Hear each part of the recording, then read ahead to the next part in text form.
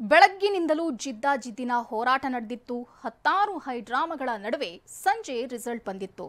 ರಾಜ್ಯಸಭೆ ಚುನಾವಣೆಯಲ್ಲಿ ಗೆದ್ದ ಕಾಂಗ್ರೆಸ್ ಸಂಭ್ರಮದಲ್ಲಿ ಇರುವಾಗಲೇ ಅದೊಂದು ಘಟನೆ ನಡೆದಿತ್ತು. ವಿಧಾನಸೌಧದಲ್ಲೇ ಪಾಕ್ ಪರ ಘೋಷಣೆ ಕೂಗಿದ ಆರೋಪ ಕೇಳಿಬಂದಿತ್ತು. ಅದೇ ಘೋಷಣೆ ಇವತ್ತು ದೊಡ್ಡ ಸದ್ದು ಮಾಡಿದೆ.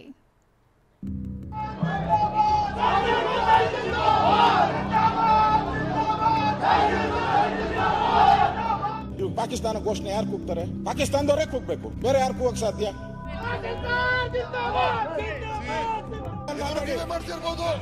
ನೀವೇ ಮಾಡ್ತಿರ್ಬೋದು.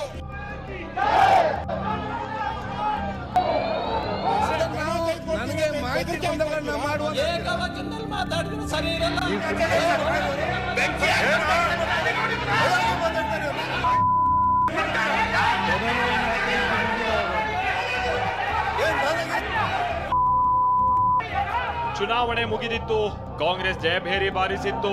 ರಾಜ್ಯಸಭೆಯ 3 ಸ್ಥಾನ ತನ್ನದಾಗಿಸಿಕೊಂಡಿದ್ದ ಕಾಂಗ್ರೆಸ್ ವಿಧಾನಸೌಧದಲ್ಲೇ ನಿನ್ನೆ ಸಂಭ್ರಮ ಆಚರಿಸಿತ್ತು. ನೂತನ ಸದಸ್ಯ ನಾಜೀರ್ ಹುಸೇನ್ ಬೆಂಬಲಿಗರು ತಮ್ಮ ನಾಯಕನಿಗೆ ಜೈಕಾರ ಕೂಗಿದ್ರು. ಆಗ್ಲೇ ನೋಡಿ ಅದೊಂದು ಘೋಷಣೆ ಮೊಳಗಿರೋ ಆರೋಪ ಕೇಳಿಬಂದಿದೆ. ಅದೇ ಘೋಷಣೆ ಇವತ್ತು ರಾಜ್ಯದ ಉದ್ದಗಲಕ್ಕೂ ಕಿಚ್ಚು ಹೊತ್ತಿಸಿತ್ತು. ಪಾಕ್ ಪರ ಘೋಷಣೆ ಆರೋಪ, ಕೇಸರಿ ಪಡೆ ಕೋತ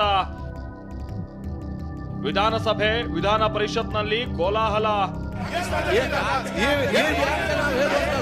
ಇವತ್ತು ವಿಧಾನಸಭೆ ಕಲಾಪ ಆರಂಭ ಆಗ್ತಾ ಇದ್ದ ಹಾಗೆ ನಿನ್ನೆಯ ವಿಚಾರವೇ ಪ್ರತಿಧ್ವನಿಸಿತ್ತು. ವಿಧಾನಸೌಧದಲ್ಲೇ ಪಾಕ್ ಪರ ಘೋಷಣೆ ಆಗಿದೆ. ಪಾಕ್ ಜಿಂದಾಬಾದ್ ಘೋಷಣೆ ಕೂಗೋದಕ್ಕೆ ಧೈರ್ಯ ಹೇಗ್ ಬಂತು ಅಂತ ಶಾಸಕ ಸುನಿಲ್ ಕುಮಾರ್ ಕೆಂಡ ಕಾರಿದ್ರು.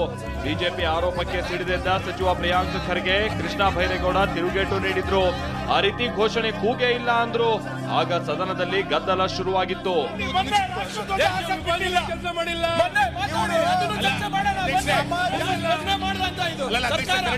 ಅದರಲ್ಲೂ ವಿಪಕ್ಷ ನಾಯಕ ಆರ್ ಅಶೋಕ್ ಪಾಕ್ ಪರ ಘೋಷಣೆ ಕೂಗಿದ ವ್ಯಕ್ತಿ ಬಾಯಿ ಮುಚ್ಚಿಸ್ತಾರೆ.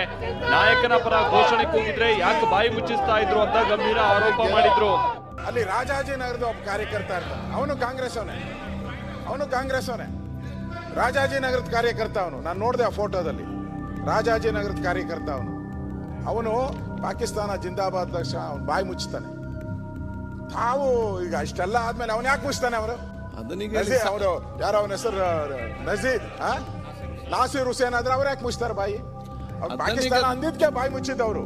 ಇನ್ನು ವಿಧಾನ ಪರಿಷತ್ನಲ್ಲಂತೂ ಬಿಜೆಪಿ ಸದಸ್ಯ ರವಿಕುಮಾರ್ ಹಾಗೆ ಕಾಂಗ್ರೆಸ್ನ ಅಬ್ದುಲ್ ಜಬ್ಬಾರ್ ನಡುವೆ ಮಾತಿನ ಚಕಮಕಿಯೇ ನಡೆದು ಹೋಯ್ತು. ಕೈ ಮಿಲಾಯಿಸೋ ಹಂತ ತಲುಪಿತ್ತು.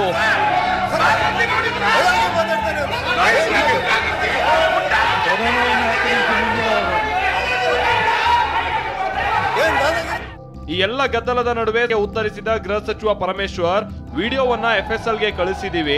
ಪಾಕ್ ಪರ ಘೋಷಣೆ ಕೂಗಿದ್ದು ಸಾಬೀತಾದ್ರೆ ಕಠಿಣ ಕ್ರಮ ತೆಗೆದುಕೊಳ್ತೀವಿ ಅಂದ್ರು. ಈಗಾಗಲೇ ನಾವು ಫೋರೆನ್ಸಿಕ್ ಸೈನ್ಸ್ ಲ್ಯಾಬೊರೇಟರಿಗೆ ಏನು ನಮಗೆ ಲಭ್ಯ ಇರತಕ್ಕಂಥ ಸ್ಯಾಂಪಲ್ನ ಕಳಿಸ್ಕೊಟ್ಟಿದ್ದೇವೆ. ಅದರ ವರದಿ ಬಂದ ಮೇಲೆ ನಾವು ಆಕ್ಷನ್ ಅನ್ನ ತಗೊಳ್ತೀವಿ. ಇದು ವಿಧಾನಸೌಧದ ಕಥೆಯಾದ್ರೆ ಅತ್ತ ತುಮಕೂರಿನಲ್ಲಿ ಬಿಜೆಪಿ ಕಾರ್ಯಕರ್ತರು ದೊಡ್ಡ ಪ್ರತಿಭಟನೆ ನಡೆಸಿದ್ರು. ಕಾಂಗ್ರೆಸ್ ಕಚೇರಿ ಬಳಿ ಹೋರಾಟ ನಡೆಸಿದ್ರು. ಮಂಗಳೂರಿನಲ್ಲಿ ಕಾಂಗ್ರೆಸ್ ಕಚೇರಿಗೆ ಮುತ್ತಿಗೆ ಹಾಕೋಕೆ ಹೋಗ್ತಾ ಇದ್ದ ಹಾಗೆ ಪೊಲೀಸರು ಹಾಗೆ ಬಿಜೆಪಿ ಕಾರ್ಯಕರ್ತರ ನಡುವೆ ವಾಗ್ವಾದ ನಡೀತು.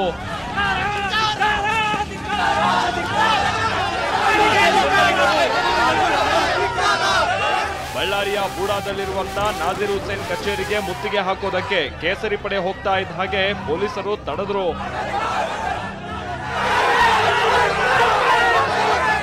ಉಳಿದಂತೆ ಶಿವಮೊಗ್ಗ, ಮಂಡ್ಯ, ಹುಬ್ಬಳ್ಳಿ, ಬೆಳಗಾವಿ, ಚಿತ್ರದುರ್ಗ, ಚಾಮರಾಜನಗರದಲ್ಲೂ ರಾಜ್ಯ ಸರ್ಕಾರದ ವಿರುದ್ಧ ಬಿಜೆಪಿ ದೊಡ್ಡ ಹೋರಾಟ ನಡೆಸಿತ್ತು.